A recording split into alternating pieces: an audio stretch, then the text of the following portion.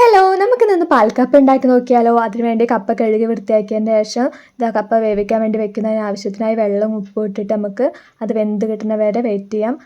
നമുക്ക് അടുത്ത പരിപാടിക്ക് നോക്കാം. അടുത്ത പരിപാടി വേറെ ഒന്നുമല്ല, കുറച്ച് 4-5 വെളുത്തുള്ളിയും ചെറിയുള്ളിയും പച്ചമുളക് ഇട്ടൊന്ന് ജസ്റ്റ് ഒന്ന് അരച്ചെടുക്കണം. ആവശ്യത്തിനുള്ള തേങ്ങാപ്പാൽ മാറ്റി വെച്ചിട്ടുണ്ട്, ഒന്നാം പാൽ വേറെ വെച്ചിട്ടുണ്ട്.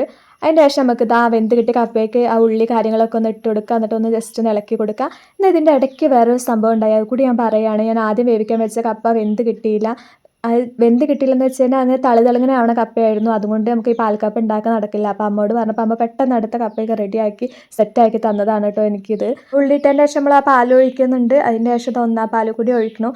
അല്ലെങ്കിൽ അമ്മമാരൊക്കെ എല്ലാ കാര്യം ചെയ്യാൻ നല്ല ഫാസ്റ്റ് ആണല്ലോ. നമ്മൾ എന്തെങ്കിലും വന്നിട്ട് പട്ടിഷോ നടത്തിയിട്ട് കാര്യമില്ല. അപ്പോൾ ഞാനിത് റെഡിയാക്കാൻ നിന്നതിന് ചിലപ്പോൾ പിന്നെ അടുത്തൊരു മണിക്കൂർ പോയേനെ.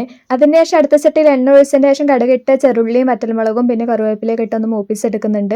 അത് നമ്മളത് റെഡി ആയതിൻ്റെ ശേഷം നമ്മൾ പാൽക്കപ്പയ്ക്ക് അതൊക്കെ ഒന്ന് കൊട്ടി കൊടുക്കുന്നു. കാണുന്ന പോലെ തന്നെ അടിപൊളിയാണ് കേട്ടോ അത് കഴിക്കാനും. എല്ലാവരും ഒന്ന് ഉണ്ടാക്കി നോക്കുക, എന്നിട്ട് അഭിപ്രായം കമൻറ്റ് ചെയ്യണേ. ഇതിലേക്ക് നല്ലൊരു ബീഫ് കറി അതുപോലെ അല്ലെങ്കിൽ നല്ലൊരു മീൻ കറി ഉണ്ടെങ്കിൽ കിടുക്കാച്ചി ഐറ്റമായി മാറിയേനെ. എന്തായാലും ഇത് രണ്ടും എൻ്റെ വീട്ടിലില്ലാത്തതുകൊണ്ട് വെറുതെ ഇരുന്ന് കഴിക്കാം. അപ്പോൾ ഓക്കെ, ബൈ.